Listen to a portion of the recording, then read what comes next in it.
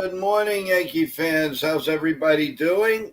After my little rant last night, I'm feeling much better. I hope everybody in the chat is doing well. I want to first say thank you to everyone for the for my video the night before. You guys, what messages you gave me, being positive and all of that, and thank you for all your kind words. I really appreciate it. I just want to make note that this morning's show is going to end around 9, 10 at the latest, due to some commitments and stuff I need to take care of. But we will, and also this afternoon's a pregame show is going to be moved up to 2:30 today. So I will put a link in. You will get the link and you will get the notifications later. But so just for today, we're ending at a little after 9 and also coming on at 2:30 for the pregame show. Anyway, first of all, good morning, CT. Good morning, Jonathan. How you guys doing? Doing good. Doing good other than the Yankee loss last night. Yeah, before we get to that depressing, I do have two shout outs today. Happy birthday to my beautiful niece, Kristen. Kristen, happy birthday. I hope you have a wonderful day. We send love and kisses here from NY Yankee Mania. Also, Jeff in the chat, he told me privately, I don't know why he didn't say it in the chat, but it was his wife's birthday today. So happy birthday to Jeff's wife and many, many more. Hugs to everyone, to both of you. And I hope you have a beautiful day with your family and have a piece of cake on Yankee Mania. We love you guys. Thank you. Without further ado, guys, we have a special guest. He's a big contributor to our show, but today he's going to be interviewed for all of his good work and his great deeds that he's done. Not only this show, so many outlets and what he does. So we're going to bring up Mr. N Media Nitin. And how you doing? Thank you. Right? Let's go. What's up, Jonathan? What's up, CT? What's up, Joe? And first of all, happy birthday to your niece and happy birthday to Jeff's wife. So I want to get that out of the way. And make sure you guys stay cool today. It's going to be another hot one today. It's already 85 degrees here in Jersey. We're supposed to reach up to 103. So we got to stay cool, stay hydrated, drink lots of water, and enjoy the day. But thank you for having me as a guest, and I'm looking forward to this. And I know CT Cards and Jonathan are going to kill it with the questions. So. Yep, and we're going to get right to it, guys. Go shoot for it. Good luck to you guys. Jonathan, would you like to go first, or do you want me to start? I can go. I had trouble finding and thinking of questions, but I guess the first question is, how did you first get involved in public relations media? Yeah, so that's a great question, Jonathan. And so I started my business during COVID, when all the sports shut down. So I decided I wanted to start my own sports business called. Originally, the name was the NR Hour. That's how I started it. But now it's called the Nitin Sports Rush and NR Media. But the original name was the NR Hour, and started doing interviews on Instagram Live, reaching out to players, reporters, and all. That's how I started it. And then I saw the success of it. And then year 2, I started building a team around me. So I have a great team now that helps me out with everything for this company. And so year 2, that's when I started building my team, and we started putting our podcast out on all platforms like Spotify, iHeartRadio, Zoom, and like this StreamYard, and using all these platforms. And that's what happened in year 2. And year 3, I got featured on our local news station, News 12 New Jersey. I was in studio, and then they brought me into studio. They interviewed me about my journey, career, how I started in the sports industry, and that was a big moment that helped out a lot. And that's when I started. We started doing in-person events with athletes and booking autograph signings, doing camps and all. And that's how I got started in the PR side too, PR marketing and manager side. And now we've been doing a lot of stuff with athletes. we work with a bunch of athletes in different sports and you name it, and then that's how we be getting all the guests for you guys and the other content creators, and it's going great. And I'm glad to be in this position. And like I said, and now I'm the PR manager for Job in the Mouth with former Yankees pitcher Jabba Chamberlain and Nick Goody. So it's good to work with that company too. And we're part of Blue Wire, so that's another great thing. So all in all, I'm glad to be in this position. I'm grateful, and I wouldn't be here today without my parents. Shout out to my parents, and also shout out to all you guys and all my friends that has been supporting me throughout this journey. Go ahead. Very nice. You want me to shoot? Yeah, go ahead. Okay. Well, I wanted to ask you, Jonathan, you asked one of the questions I was going to ask, but that works perfect. But no, I want to ask you what got you into sports and what, if any specific sport or multiple sports did you get into? Yeah, that's a great question. And I think the one thing that got me, I was born into sports actually. So my father grew up, went to boarding school in Arkansas, and he was watching Texas football and Dallas Cowboy football. So I was kind of bred into sports, and I was forced to be a Cowboys fan because my dad said if I become a fan of another team, he would kick me out of the house. So I was forced to be a Dallas Cowboy fan, unfortunately.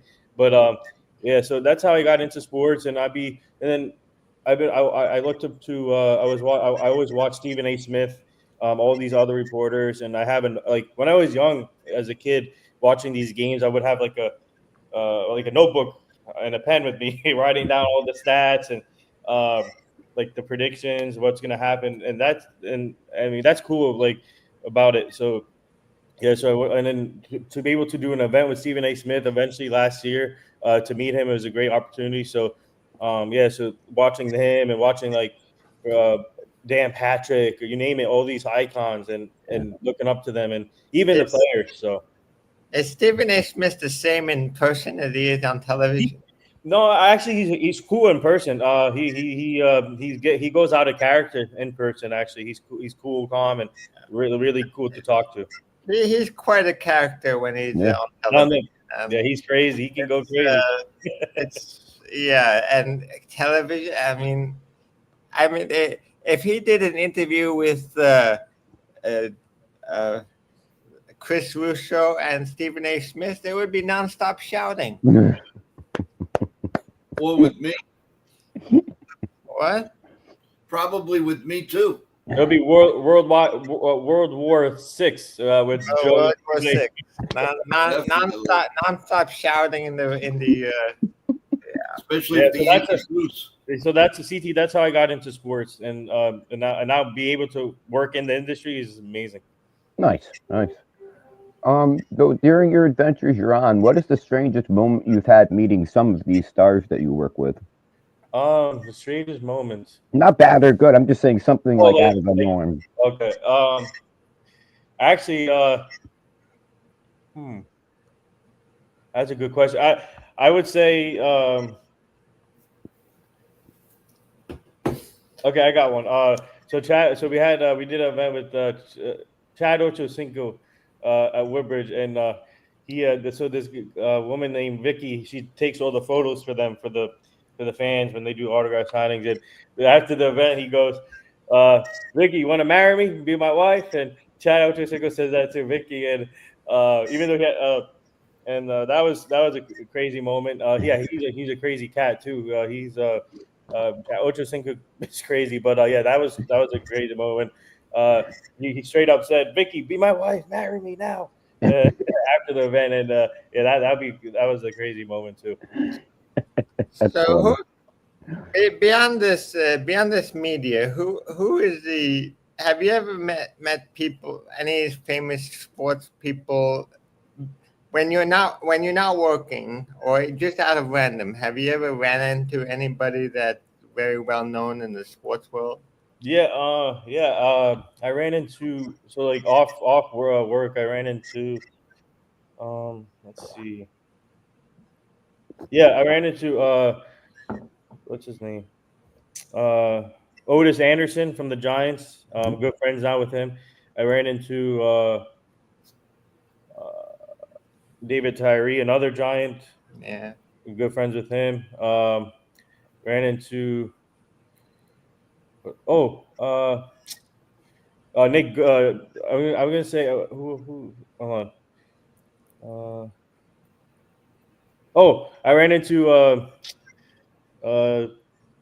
Tyreek Hill from the Okay. Dolphins. Tyreek. Um, and then I have a few others, but forgetting the name. But yeah, so I ran into a few at least that are that I when I'm not working also. So In the email, guys, for you, uh, Bob Rizzo asks, when you're interviewing, he noticed, you're around a lot of stars. yeah. How do you, like your first interview, how did you get over like saying, "Oh my God, I'm interviewing so and so"? Yeah.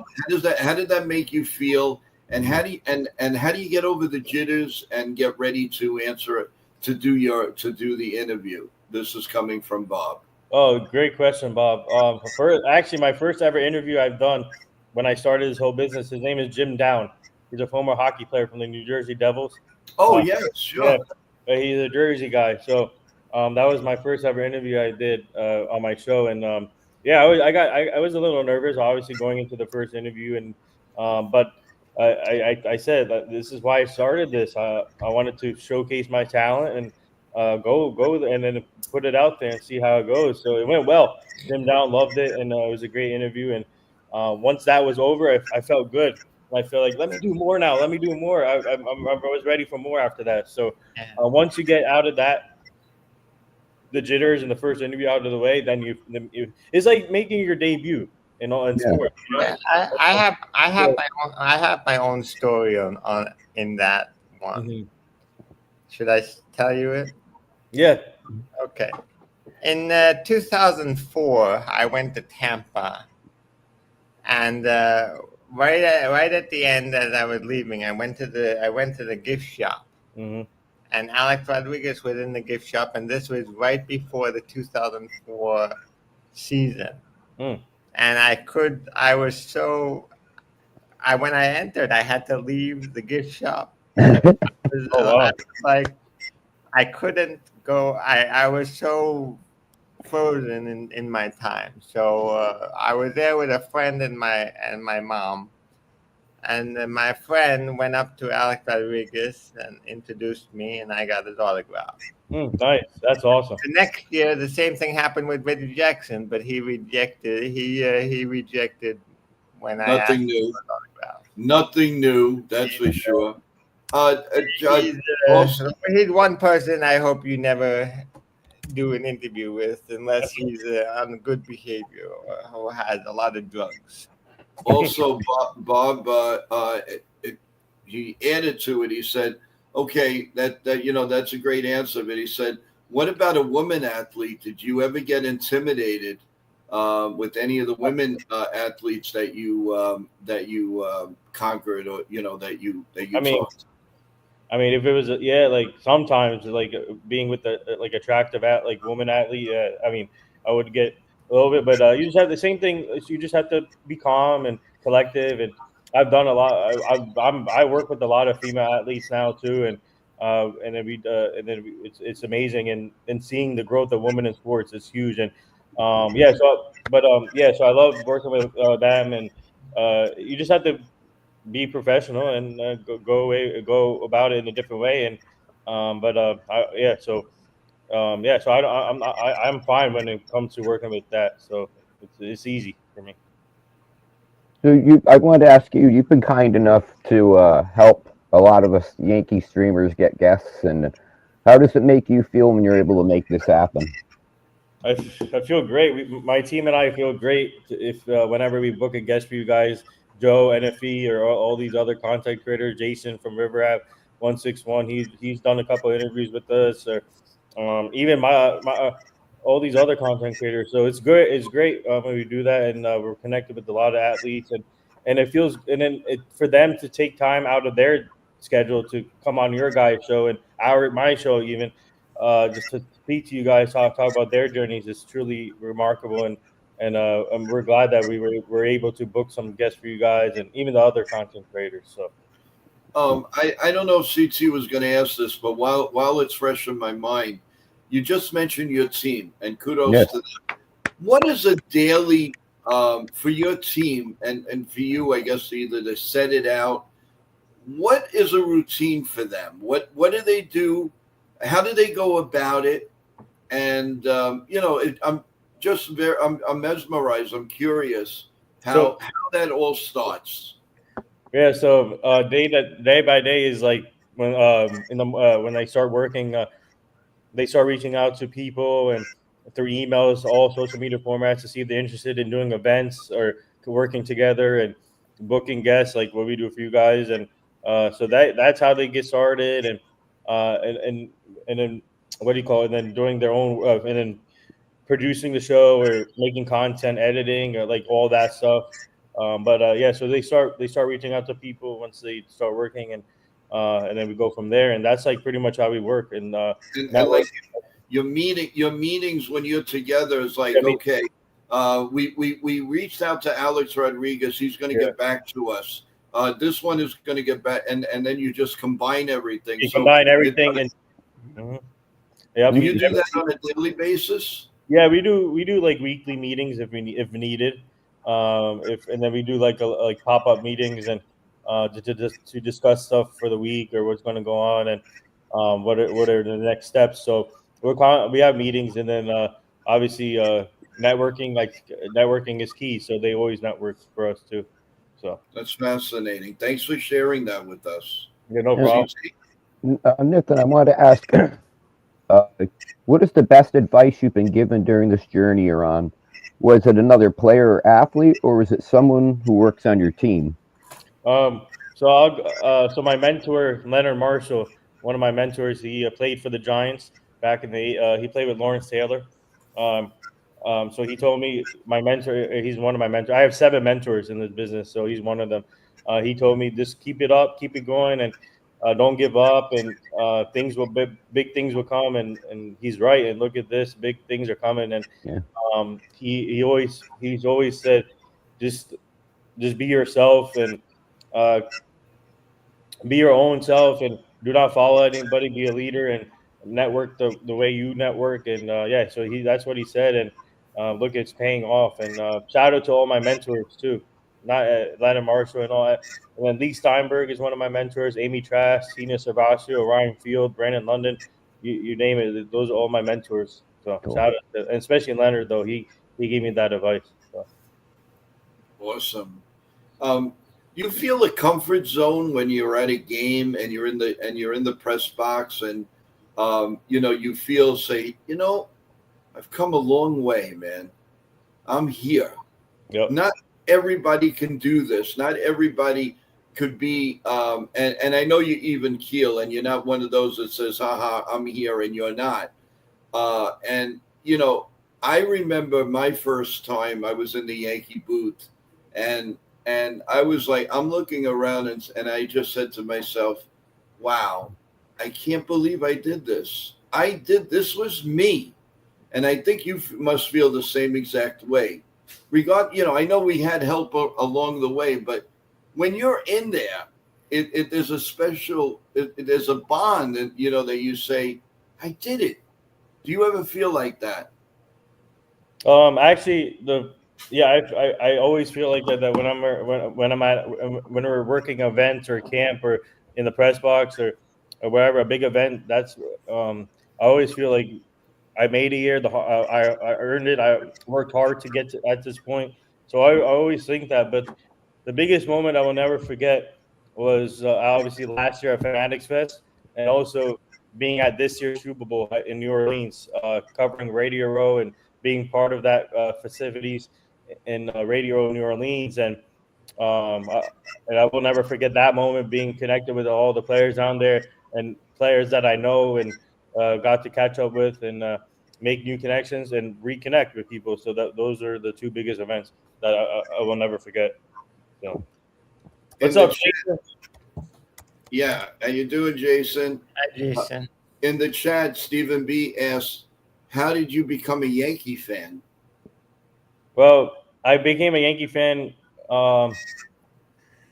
2000 and let's see, around 2000, 2000. That's how when I became actually, after 2000. So probably like 2003 or four. That's when I became a Yankee fan. I just started watching on TV. It popped up from commercial ad. It popped up Yankee commercial ad back there. So that's when I said, okay. Looked at their colors team and okay, I can ride with that. So that's how I became a Yankee fan. And now, uh, it's good. I picked the Yankee fan. So, um, come on, Ken. But yeah, so that's how I became a Yankee fan, and ride or die, Yankees blue. So let's go. Like that. So how many baseball stadiums have you been to? Major Um, League. I've been to. Let's see. I haven't been to Baltimore. I haven't been to Boston. Not all that, but I've been to Yankee Stadium. Obviously, I've been to the old Yankee Stadium, new one. Um, I've been to City Field. Um, and I've been to Citizens Bank Park. That's pretty much it. Baltimore is very nice. I would Yeah. I would recommend you go to a game once. The only thing, the area is not the greatest. You got to go with friends. It's not as bad as you think. That's not what I'm hearing, but okay. I was there last year. Mhm. Well, Well, I got two more questions for Nathan. One, debating which one. I'll ask you this one first, and I'll ask the second one last. You always mention that you make these things happen, but you always say thanks to your team. How many people are a part of the team? And I appreciate you throwing a shout out to the folks who work with you. It always takes a team, right? Yeah, so I have like 12 people working, and yeah, so they do a great job. They're based out of like New York, New Jersey, Philly area, and I got two people working in Seattle for me. So they're spread out everywhere. So shout out to them, 12 people. So it's good. They do a great job. I'm always glad that you point out that you're not just doing this, you're giving credit to the Yeah. other people. That's something these days is kind of rare. A lot of people want to take, all, becomes ego. But the last question I have for you, and then I'm sure Jonathan and Joe have something. And chat, please bring the questions, chat, in their email also. So. Yeah, yeah. My last question is, what is a day in the life of Nathan like? So I wake up around 6 o'clock, 6:30 sometimes. Get ready, obviously, and then start my work day. So there you go, and then end it either. So if it's like weekdays, obviously work, but weekends usually if I have time off work, then we just party with my friends and hang out with people and enjoy. So. Well, one question I wasn't going to ask, but I think I'll ask it seeing that it fits right now is seeing how you've met so many players and athletes. What have you learned from them in your talks with them? Ooh, I learned a lot, and especially most of these athletes come from different families, obviously, and different backgrounds and different paths. And I love the inspiration stories from them and learning from about their families. And we're big about family, so it's all about their players' families, and that's why I'm learning, like being a manager and PR now, just to see how they go about their business. And it's been a great experience, and we're connected with a lot of athletes like Michael Rubin is, and but we just learn about their families and how they came up and how they got to this point, and how hard they worked. And it's good to learn. And they love when they go back in the past and talk about that. So that's why athletes love doing this stuff, and we love working with them. So yeah, so that's the one key component is family. So. well, we have a few more minutes, guys. But Ken asks, do you have an office or do you work from home? Yeah, we do have an office, but sometimes we just work from home. I have people work remotely from their place, but we do. There's an office in up in North Jersey that we use sometimes. So So is that how far is that from Somerset Patriots? the office so Jersey is part of Jersey Media. It's called, but the office is in uh, somewhere. From there to Somerset, maybe it's like a 45-minute drive. So it's all the way up in North Jersey. North See- Jersey. Yeah. CT, you wanna mention Ken's other question? Yeah, I like this. For a young aspiring person who wants to get into the business, what do you recommend? Education? Okay, so I recommend digital mass media, PR, communications, journalism, all that in that field, and also marketing. Marketing also is big. So I would say PR, communication, marketing manager, digital mass media, and journalism. So Cool. Awesome. great question, Ken. That is the first time in a while that Ken has asked a great question. Thanks. Jeez. No, just I'm not touching that one, guys. joking with you, great, but great. That was a great question. I love that, Ken. As you might notice, everyone, being the fact that we had our rant last night is a good. Oh, It's the good sock not question? to rant about the Yankees. Okay, I'll from answer the Red sock Sox game. question. Hold on. Okay, Joe, hold on. Give me one. I'll answer the sock question. I wear a bunch of socks, man. Mixed socks. Safe. What does that have to do with anything? What kind of a question is that? Maybe if he didn't wear certain socks, his career wouldn't have gotten where he's gotten. You know, you never know. Oh, let me think now. If I wear Yankee socks, they're going to win tonight. Or I'm going to find my wife because I'm wet. Come on, man. Really? Come on, Ken. Anyway, so we kept away from the Yankee drama, and I'm happy that we did because that game is not worth to talk about anymore. It's dead weight. They stink, and that's all there is to it. There's no in between. I don't want to hear it, and they stink.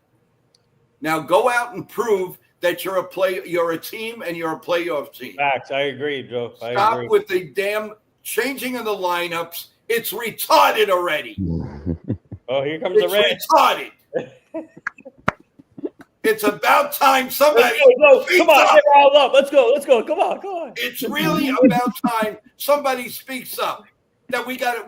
We're supposed to be truthful. We got to defend this. No, I'm not going to defend it anymore. We all love the Yankees, but they stink. Okay, enough's enough with the lying and this and that. Let's be real, everyone. Let's be real. Enough. Enough is enough. Enough with this. I can't take it. It's ridiculous. So They can't get a runner home from third base. No. They can't get a runner over second, and we all think they're going to the World Series. Give me a break. So Joe, instead of this talk, let me ask you, what will you do to change or to fix this problem? Yeah.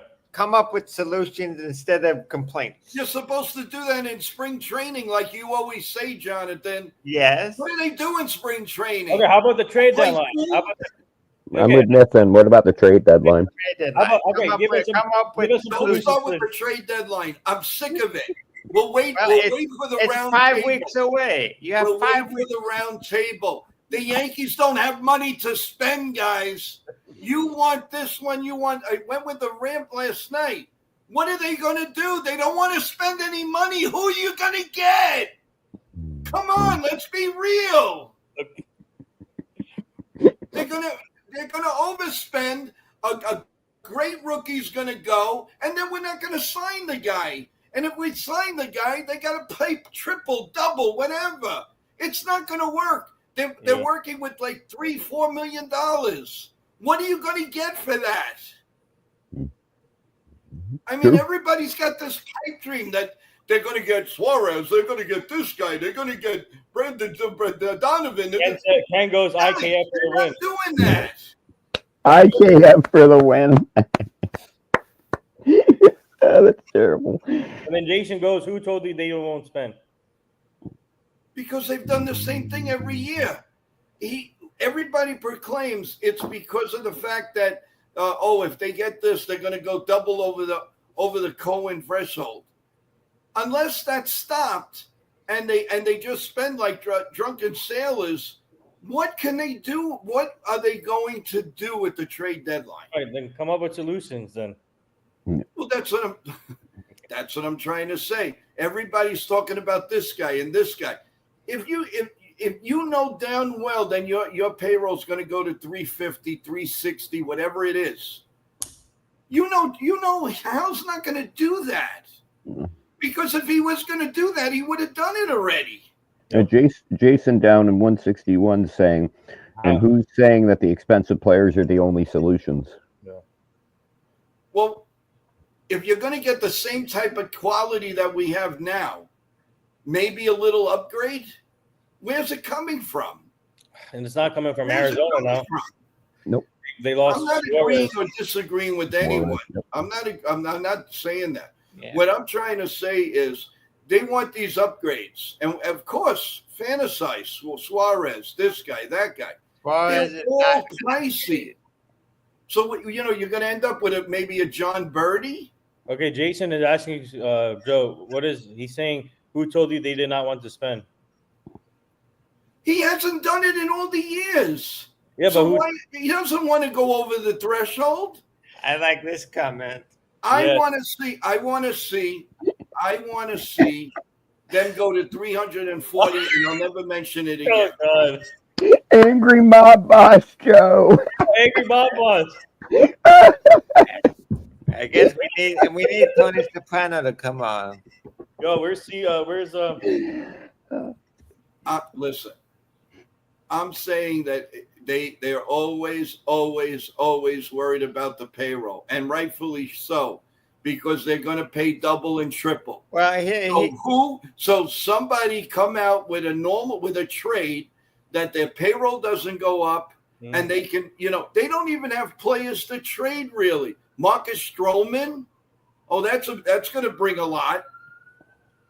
For them to trade good, they got to trade somebody really, really good in the minors, like a Spencer Jones or somebody like that.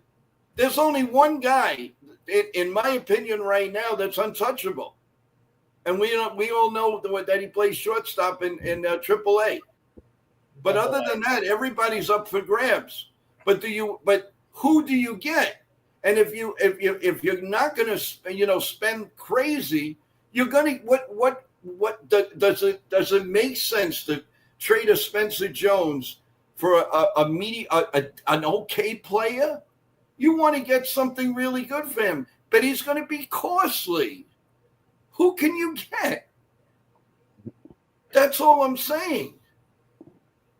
Well, the only thing you can, the only option you have next year, really, for starting pitching, you have Chase Hampton, who's injured right now, and that other pitcher that comes out of my Cam Schlittler. Those are the two starting pitchers you have in the minors right now.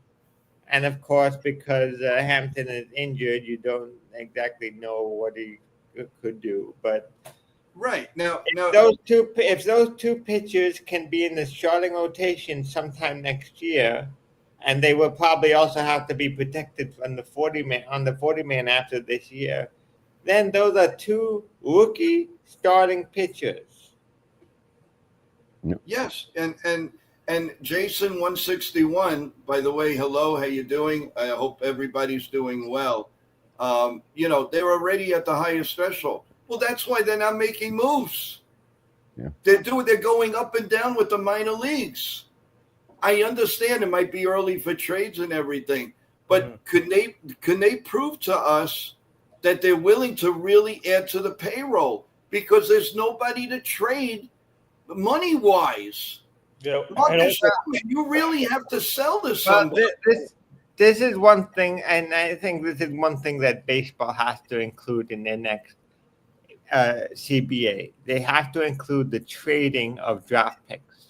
Yeah, just like they do in basketball, baseball, and hockey. You need to trade. They need to include trading draft picks as part of trades, because that's one way for teams like the Yankees that have very little prospects or payroll flexibility to recoup some of the.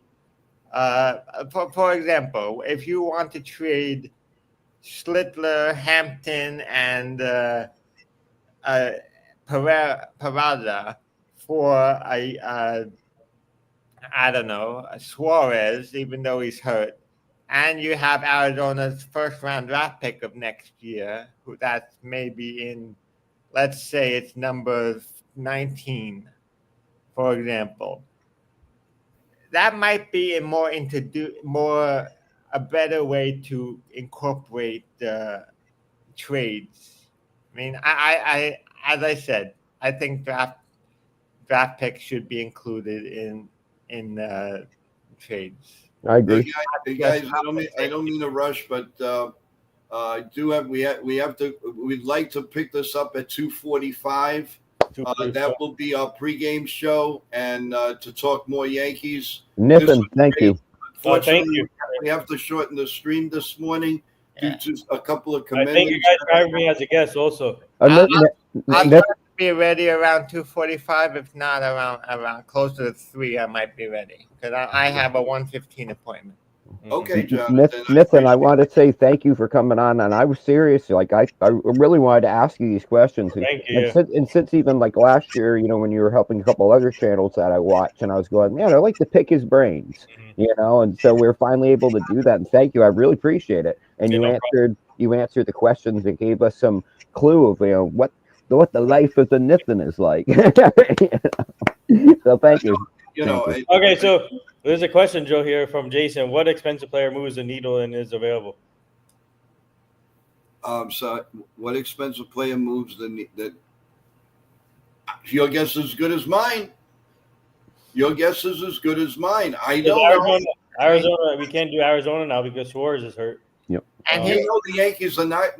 Morning, Eric. What's up, Eric? The Yankees aren't going to publicly come out and say we're not spending. But they're not spending. They've done it. They've done it every year. Every year, it's the same thing.